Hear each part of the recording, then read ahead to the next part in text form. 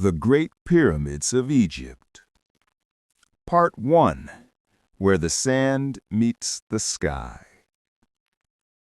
The desert was endless, a sea of soft, golden sand, rippling in the wind like waves frozen in time.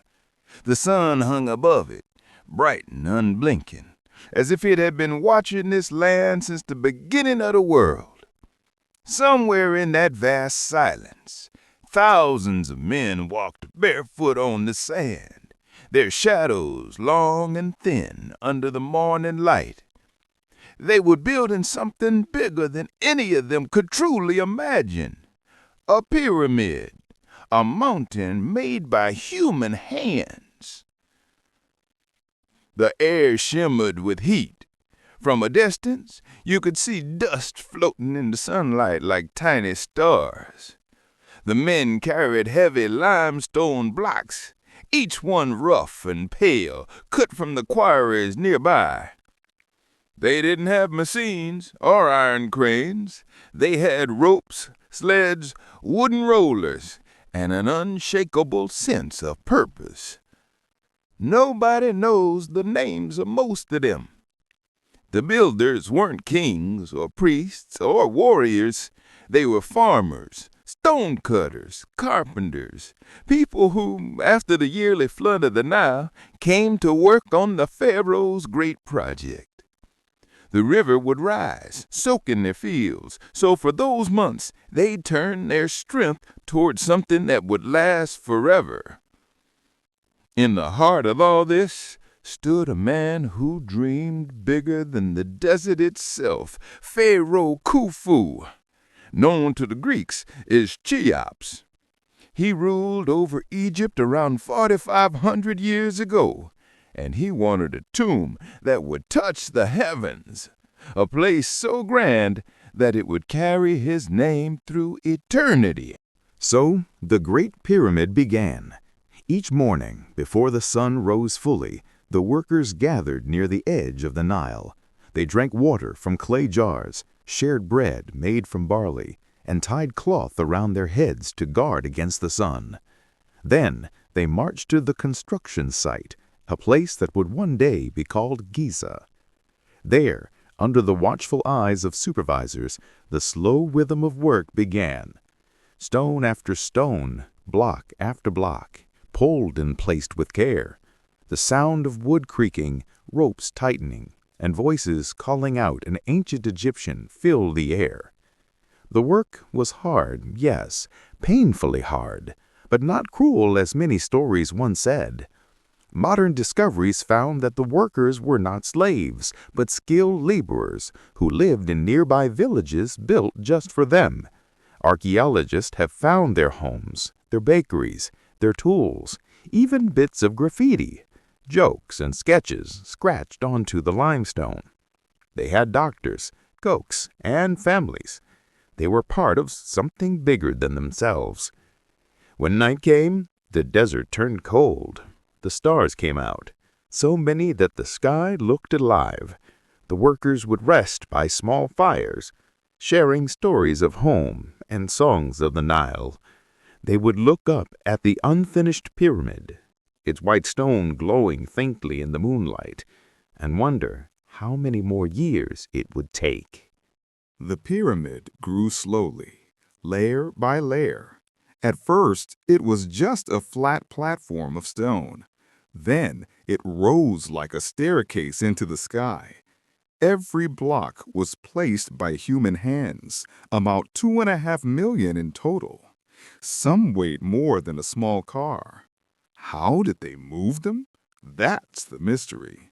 Some say they dragged them up ramps made of mud brick and sand. Others think they used a spiraling path wrapping around the growing pyramid like a snail shell. A few even believe they used water and slicked surfaces to make the stones glide more easily. Whatever the method, it worked. Because after about 20 years of endless work, the Great Pyramid of Khufu stood complete. It was enormous, about 146 meters tall when first built, shining in the sunlight because it was covered with smooth white limestone casing stones. From miles away, travelers could see it gleaming like a mountain of light. At its peak, a golden capstone caught the sun. Imagine it, sunrise over the desert and the tip of the pyramid blazing like fire. Inside, narrow passages twisted downward and upward through the stone, leading to chambers where the pharaoh would rest forever. It wasn't just a tomb, it was a message in stone. It said, "Here lived the God on earth." But even the pharaoh's dream faded with time. Centuries passed. The smooth casing stones were stolen for other buildings. The gold at the top disappeared. The desert swallowed the builders' names. Yet the pyramid remained, standing proud and silent against the wind. Today, when you stand before it, you can still feel that silence, heavy, ancient, and endless. The air feels thick with time. You could almost hear the echoes of the hammers, the chants, the steady footsteps of thousands of workers moving in unison. The Great Pyramid is not just a pile of stones. It's a heartbeat from another world, one that still whispers if you listen closely. Imagine standing there at night. No city lights, no noise, just endless desert and sky. The stars bright enough to see your own shadow. The pyramid vast and glowing under the moon. It must have felt like touching eternity. And yet, time moved on. Pharaoh Khufu died.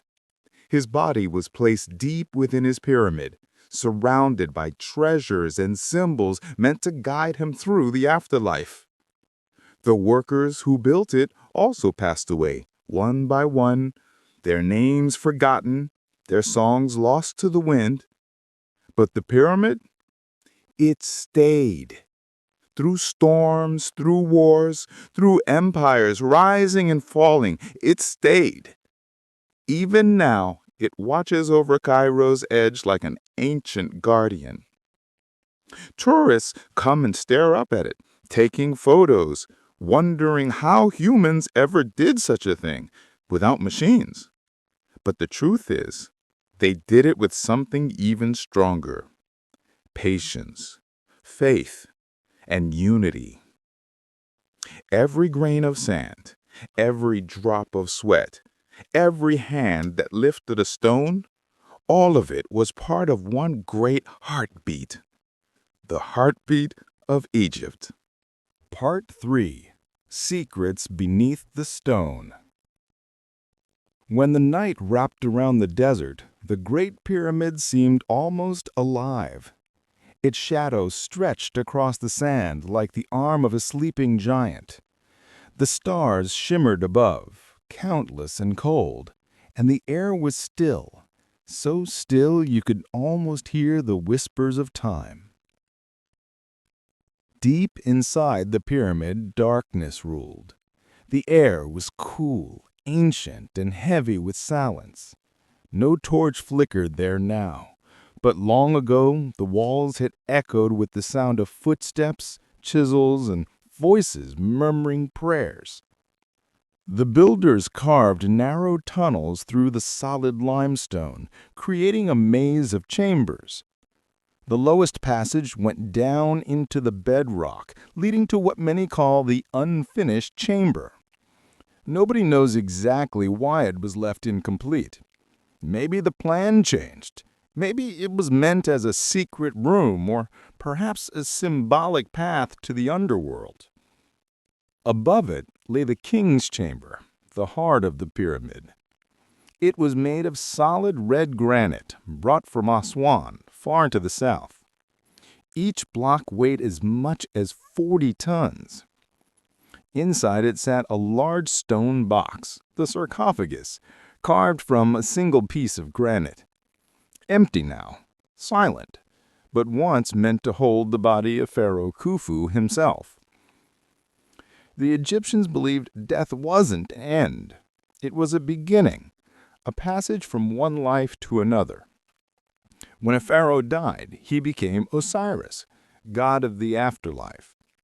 His spirit had to travel through many challenges to reach eternal peace, and the pyramid was built as his guide, a stairway to the stars. The narrow shafts carved inside the pyramid weren't just for air. Some point toward specific stars, one toward Orion's belt, another toward the North Star. It's as if the builders wanted the soul of the pharaoh to find its way home among the constellations. Outside, priests perform rituals as the sun set. They burned incense, recited spells, and sang hymns that echoed across the sand. The people believed those words carried the pharaoh's spirits safely to the heavens. And as the years turned to centuries, the Great Pyramid became not just a tomb, but a mystery. Many came to wonder what secrets it held. Explorers, kings, and scholars all tried to uncover its hidden chambers. Some believed there were treasures buried within. Others thought it contained secret knowledge, maps of the stars, prophecies, or forgotten wisdom. In the 9th century, a caliph named Al-Mamun tried to break into the pyramid, convinced that great riches were hidden inside. His men drilled through the stone for days, using fire and vinegar to crack the rock. When they finally reached a chamber, they found nothing but a hollow space. No gold, no jewels, just silence. The treasure was never meant to be gold. The real treasure was the pyramid itself, the knowledge, the perfection, the endurance of it. Even now, scientists still don't fully understand how it was built. Some theories say they used massive, straight ramps. Others believe in spirals that circled the structure as it grew. Some say the builders used counterweights, others that water played a role. Every new discovery brings more questions. What we do know is that it was made by human hands, not by aliens, not by magic, but by people who believed in something far greater than themselves. And maybe that's the real wonder. Because when you stand before the Great Pyramid today, it still feels alive. The air hums softly around it. The stones glow warm under the sun. You can touch one block and realize that someone touched that same block nearly 5,000 years ago, carving it, shaping it, pushing it into place. That small human touch has survived longer than any kingdom or empire. The desert around it has changed little. The same wind still blows, the same moon rises, the same river flows in the distance. The only thing that has changed is us, the people staring in awe, trying to understand how something so ancient can still stand so perfectly. And in that stillness, you can almost imagine the builders walking again. The voices drifting through the sand, the sound of sleds dragging stone, the soft splash of oars on the Nile. Life frozen in time, but still breathing in memory. The Great Pyramid doesn't shout its story. It whispers it slowly, patiently, to those who stand still long enough to listen. The night had fallen quietly over the Nile. The air was cool, the sky painted with stars that shimmered like silver dust scattered by the Dods. The river flowed in silence, black and smooth as obsidian, reflecting the moon that hung above it like a watchful eye. In the distance, the Great Pyramid stood, tall, still, ancient even in its own time. The desert around it slept, but the pyramid seemed awake. The people of Egypt believed it was more than stone. It was a doorway, a bridge between the world of the living and the world of the gods. To the Egyptians, death was never the end. It was a journey, long, mysterious, and full of meaning. Every breath in life was a step toward the next world, and the pyramid was built to help the pharaoh, the chosen one of the gods, take that final step into eternity. They believed the soul had many parts, the ka, the ba, and the akh. The ka was a person's life force, the energy that gave them strength. The ba was their spirit, the part that could move between worlds, flying free like a bird. And the akh was the transformed, eternal self, the shining spirit that lived forever among the stars.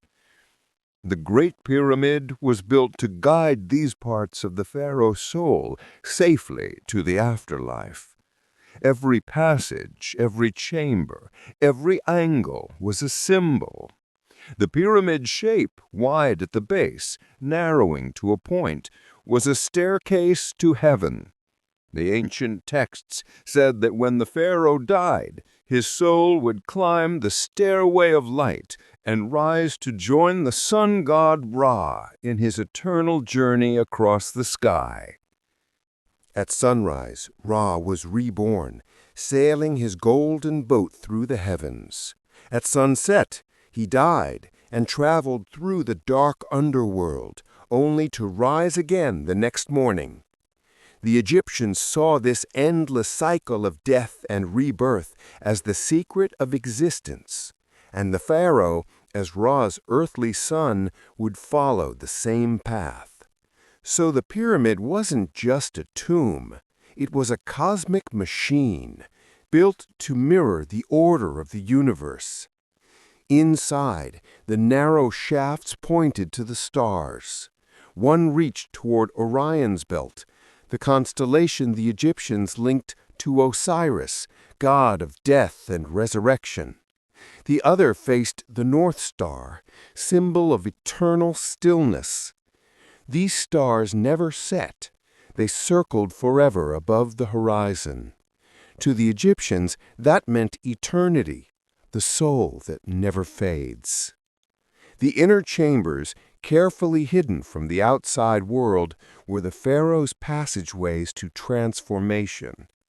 The king's chamber, deep in the heart of the pyramid, was not only a resting place for the body, but a sacred chamber where the soul would awaken.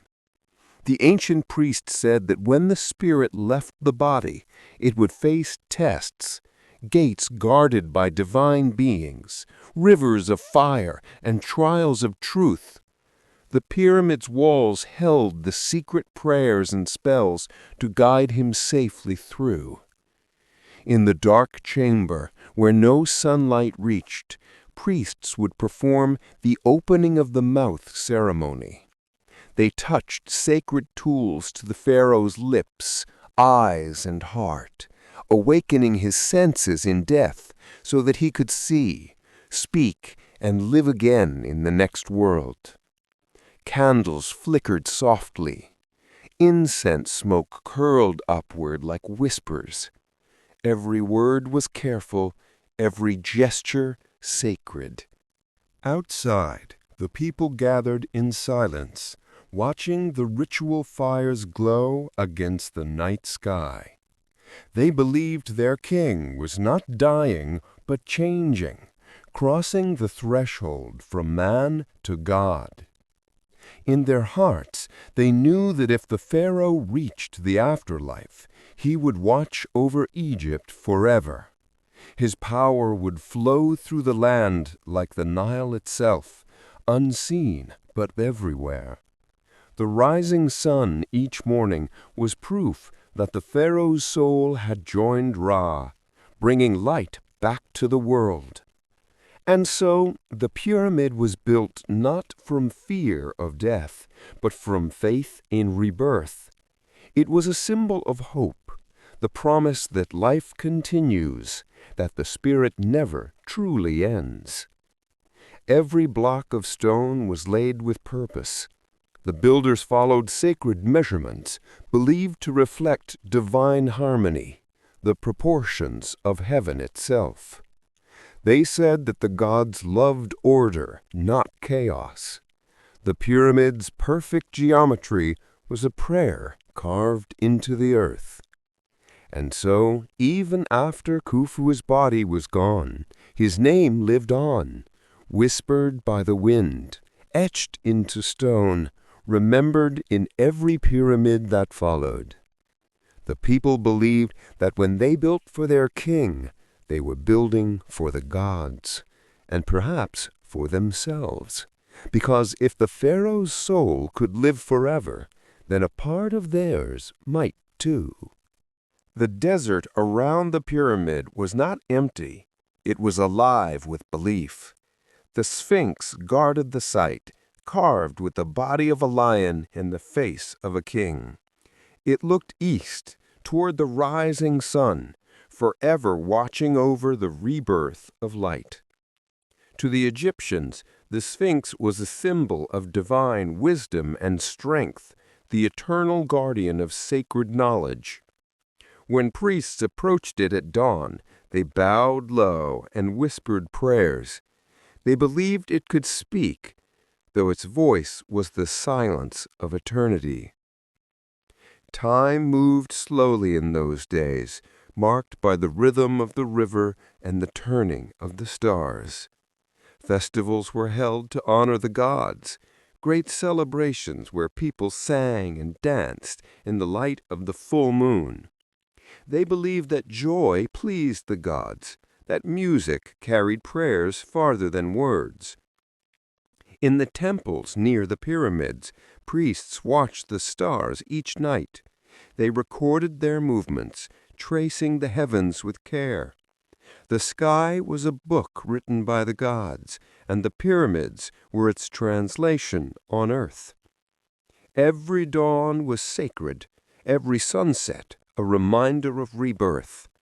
When the first light touched the tip of the pyramid, it was said that the soul of the pharaoh rose with it, shining among the gods. And so, for centuries, the people of Egypt lived under the gaze of the pyramids, those silent golden giants watching over them. Children grew up hearing stories about the kings who became stars. Farmers looked to the pyramids as signs of stability, proof that some things never changed. Even the desert winds seemed to whisper their names. In the quiet hours of the night, the pyramids glowed pale under the moon, and the world seemed to sleep in their shadow. The Nile flowed softly, carrying secrets from one age to another. Sometimes a lone traveler passing by would stop and stare at the massive shape against the sky. He might feel something strange, not fear, but awe, a sense that the air itself remembered, that the pyramid was listening, waiting, dreaming, because in truth the Great Pyramid was more than a monument to a king. It was a monument to the human soul, to faith, patience, and the longing for eternity. Even now, thousands of years later, when you stand before it, you can feel that same quiet power. You can almost hear the heartbeat of ancient Egypt beneath your feet. Steady, calm, eternal. And if you close your eyes, you might see it as they once did. A gleaming mountain of white stone, shining in the sunrise, its golden tip catching the first light of morning. You might hear the priests chanting in the distance, smell the smoke of incense, and feel the soft desert wind brushing against your skin. For a moment, time stops. The sand, the stars, the pyramid, all one, all timeless.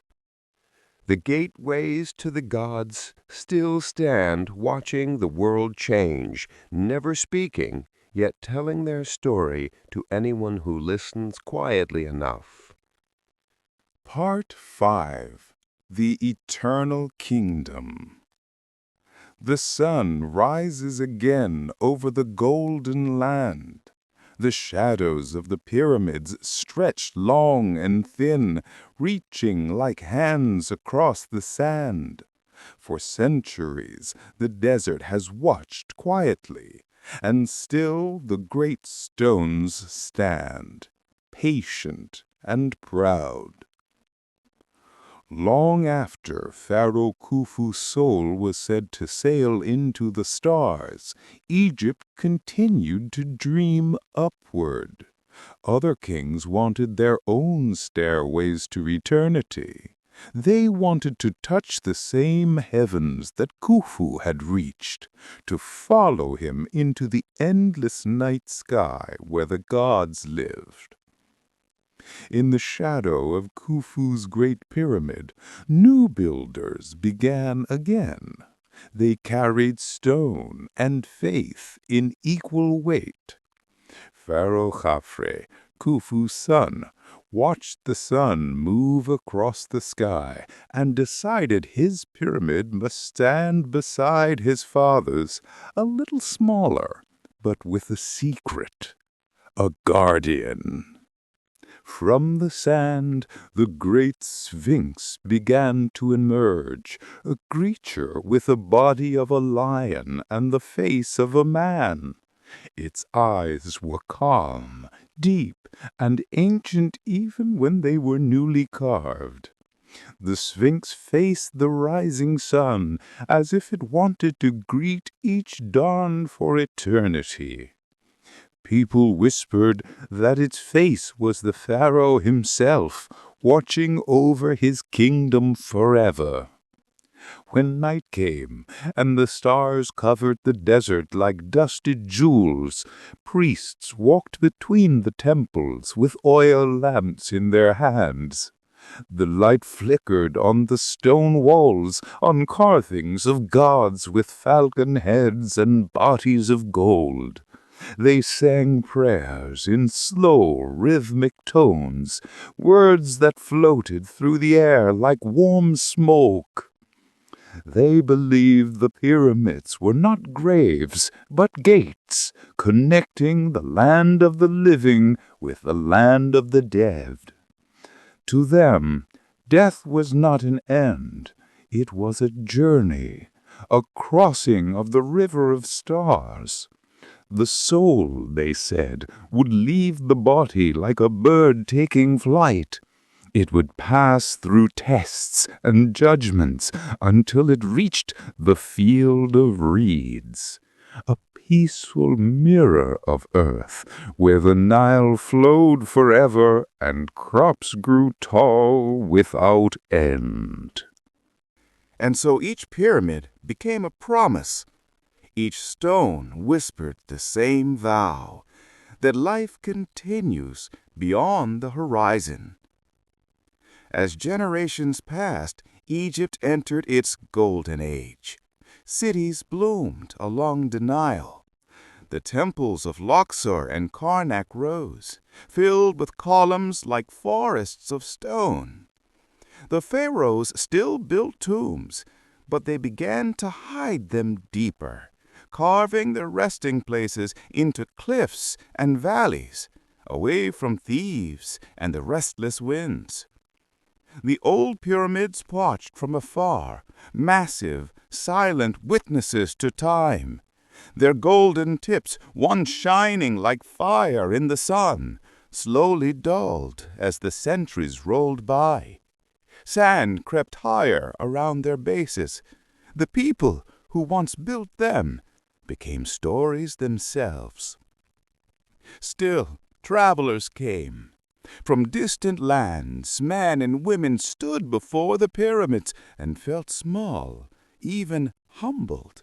Some said they could feel a presence there, something vast and watching. The air around the stones carried a kind of hush, like the desert itself remembered the sound of ancient prayers. Sometimes at dusk, when the air cooled and the desert turned blue with shadow, a faint echo seemed to move through the wind. The workers' songs, the beating of copper tools, the laughter of children near the river, all faint, all gone, but somehow still there, folded into the sand. Egypt's rulers changed, but the pyramids remained. Dynasties rose and fell, foreign kings came and went. The Nile flooded and receded, yet the Great Pyramid stood untouched, still pointing perfectly toward the stars. Even priests and scholars of later centuries looked up at it and wondered. They said it was built not just for one man, but for eternity itself, a clock of heaven, a bridge of earth, and a memory carved in light and shadow. When the desert nights were cold and silent, the people of later Egypt told stories about how the pyramids were created. Some said they were made by giants, others by magicians who knew the secrets of the stars. But in truth, it was people, ordinary, breathing, sweating people who made them, guided by faith stronger than stone. In that way, the pyramids are still alive, not with movement, but with meaning. Every line of limestone, every shadow that passes across them, every grain of sand that touches their surface, all of it carries the memory of hands that once dreamed of forever. And maybe that's the real secret of Egypt's eternal kingdom. Not that its monuments defy time, but that human hope does. The desert night returns now. The stars begin to shimmer again, the same stars Khufu once looked upon. Somewhere beyond them, the ancient kings still travel in their golden boats, sailing across the sky, their hearts light as feathers. The Sphinx watches, the pyramids breathe in silence, and Egypt, the eternal, still dreams. Part 6. Whispers of Time. The desert never sleeps. Even in the deepest night, when the stars seem close enough to touch, the wind keeps moving. Slow, steady, endless.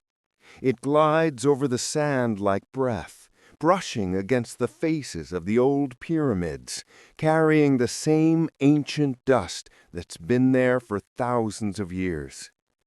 Time, too, moves like the wind, quiet, patient, invisible. It covers everything in layers of silence. Centuries passed. The world beyond Egypt changed. Empires rose and fell. Languages were born and forgotten. Cities turned to ruins and were built again. But here, in the heart of the desert, the pyramids stayed. Their sharp edges softened. The golden tips that once caught the sun faded to stone. Sand piled high against their bases, hiding the roads and workers' villages that once surrounded them. The songs of the builders were gone. The Nile shifted its path. The world moved on. But the pyramids did not move. They waited. Sometimes, when the wind blew just right, people in nearby villages thought they heard faint whispers from the desert, soft voices carried through the night, as if the stones were remembering old conversations. The people called it the breath of the kings. Then new wanderers arrived, strangers from faraway lands. Greek travelers like Herodotus came, amazed at what they saw. He stood before the Great Pyramid and tried to imagine the hands that had built it. He wrote stories about it, calling it a wonder of the world, because there was nothing like it anywhere else. Years turned into centuries again. The Greeks left. The Romans came. The Romans left. The desert swallowed everything but the pyramids. At last, one night, the moon rose over the silent land, and the Sphinx's face was half buried in sand. Only its eyes were visible, still watching, still calm. The world forgot the names of the builders, but the pyramids remembered. Then came the Arab scholars. They looked at the pyramids with awe and called them ahram, the mountains of wisdom. Some said inside them were secrets of the stars or treasures of forgotten kings. Others thought they held the knowledge of ancient worlds.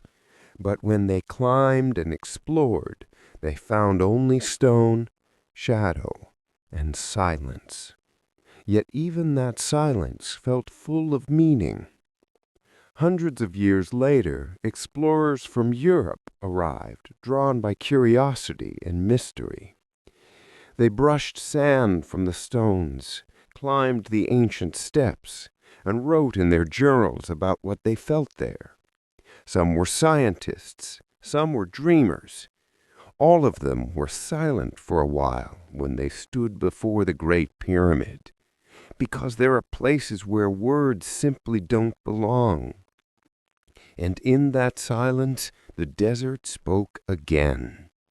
It whispered stories of the builders, the laughter, the sweat, the songs, the hopes. The explorers could almost feel the pulse of the past in the air, as if the land itself remembered every heartbeat that went into raising those stones. Then, slowly, the pyramids became known once more.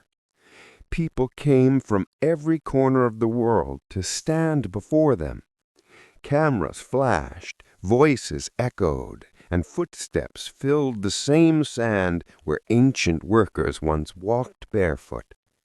Some came for history, some came for mystery, but many, when they looked up at the Great Pyramid, fell quiet, not because they understood it, but because they felt it. Even now, under the same sky, the pyramids glow softly at sunset. The light slides down their faces, painting them gold, then pink, then silver as night falls. The wind hums gently around them.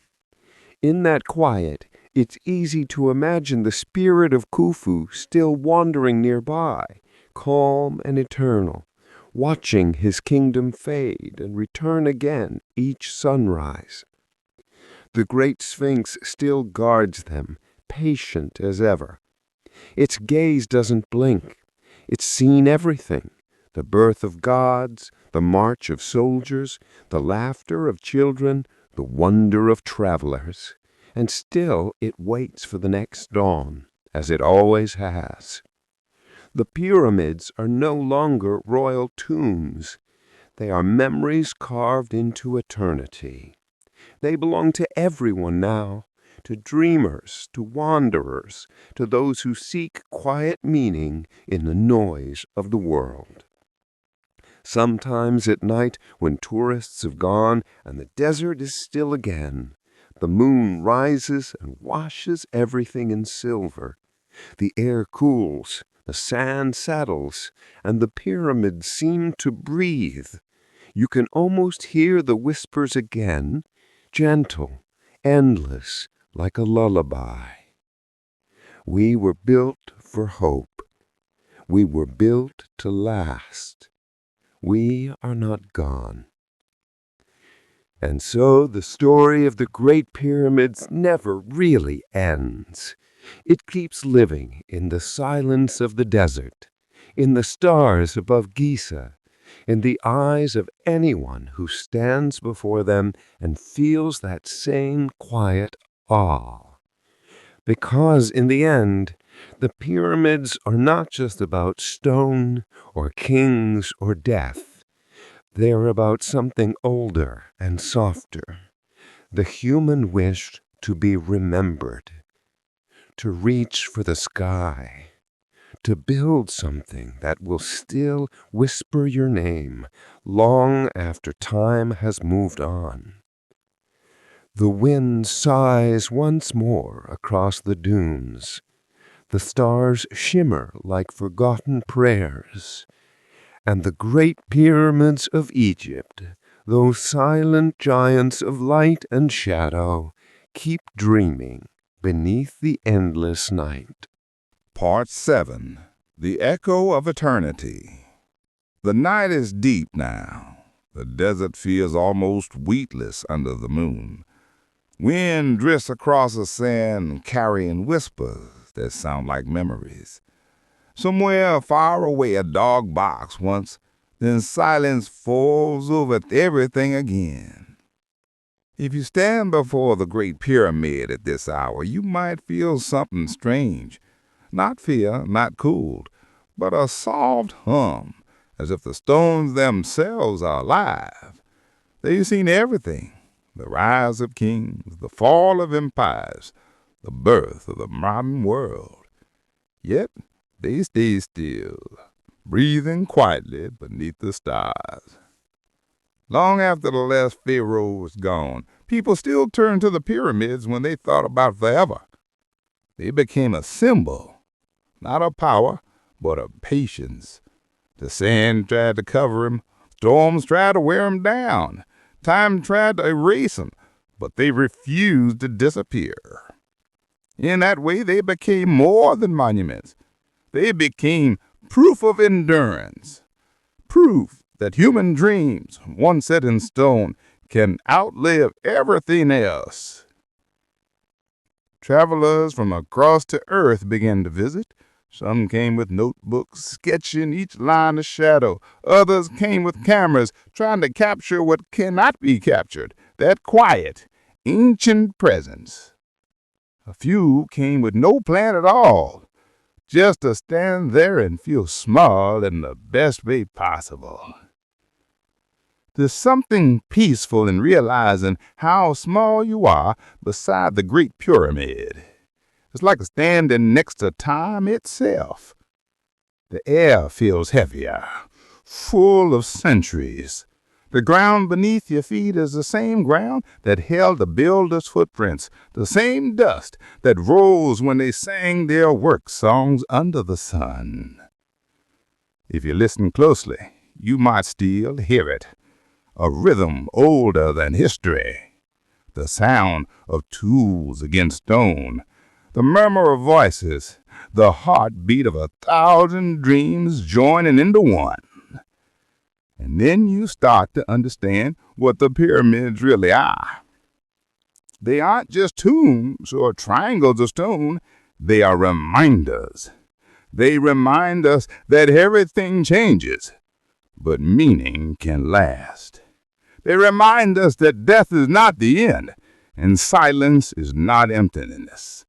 They remind us that human hands, when guided by faith, can touch eternity. As dawn begins to rise, the horizon glows pale gold. The desert slowly turns from silver to pink, then to fire. A first sunlight hits the tip of the Great Pyramid, and for a moment it shines the same way it did thousands of years ago. The world is different now. Cities, machines, noise, speed. But that one beam of light still falls exactly where it always did. It's as if the universe hasn't forgotten the language of the ancients. And maybe that's the secret. Nothing truly disappears. The people who built the pyramids, the workers, the dreamers, the kings, are gone, but their story didn't fade. It became part of the wind, part of the stars, part of us. Because every time someone stands before the pyramids and feels their stillness, their hearts echo the same feeling those ancient builders must have felt. Wonder, awe, in a small, trembling sense of peace. The sun climbs higher now. The shadows shrink back toward the base of the stones. Life begins to move again. Footsteps, voices, birds calling over the Nile. The pyramids stand quietly through it all, watching as they always have, waiting for the next night, the next wind, the next dreamer to come and listen. They are no longer just each's gift to the world. They are the world's heartbeat, carved into stone. In some way deep inside, if you close your eyes and let the desert's hum fill your chest, you'll feel it. A faint pulse, steady and eternal. The echo of eternity itself. Part 8. The Living Desert. Morning comes gently to Giza.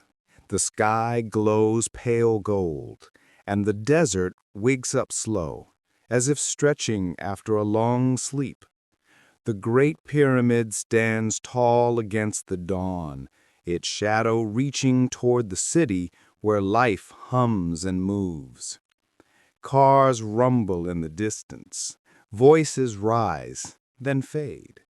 A man opens his small shop near the pyramid gates, where postcards and scarves flutter in the breeze.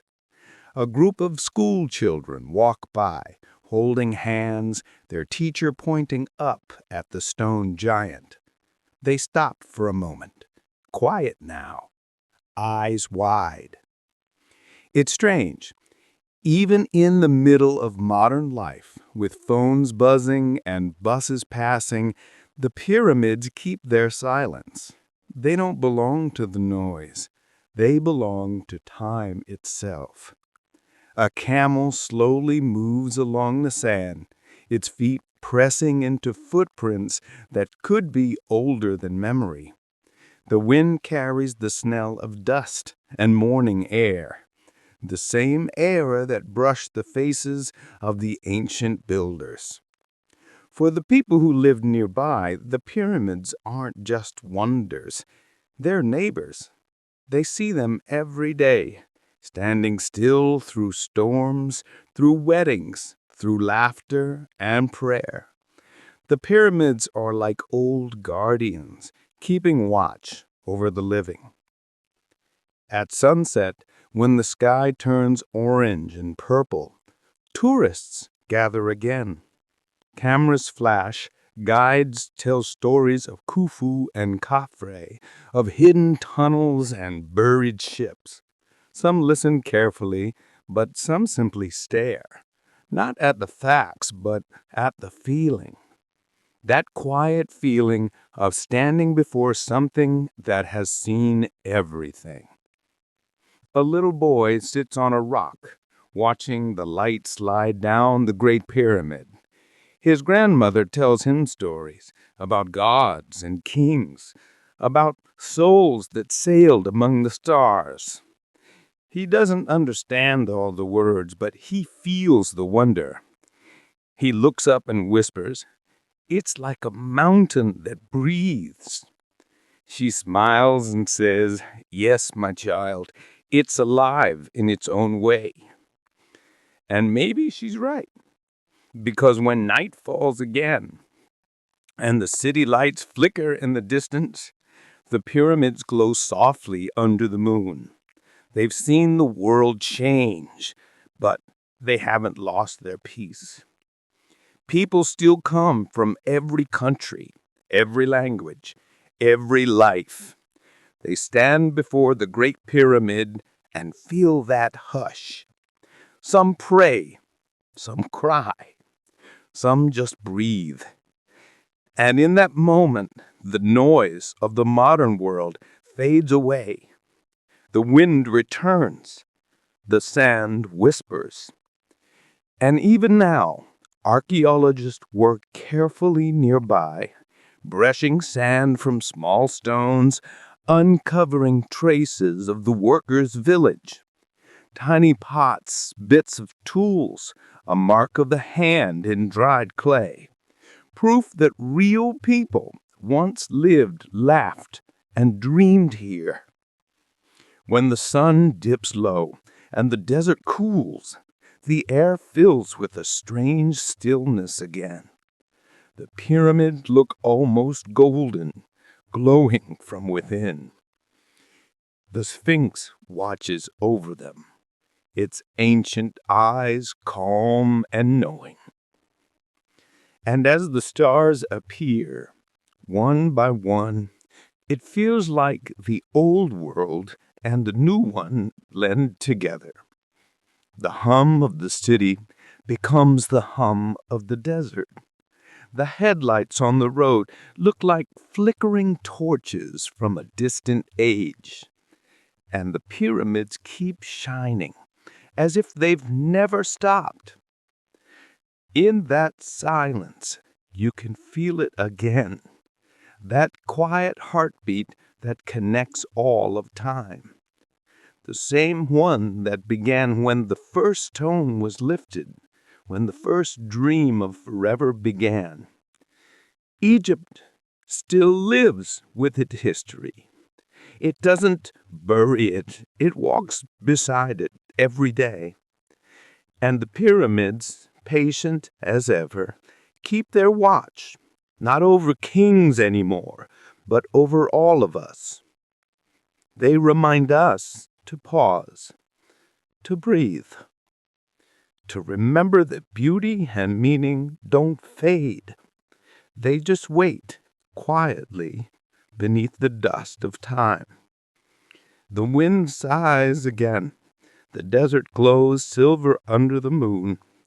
And the Great Pyramid, after thousands of years, still stands steady, timeless, alive.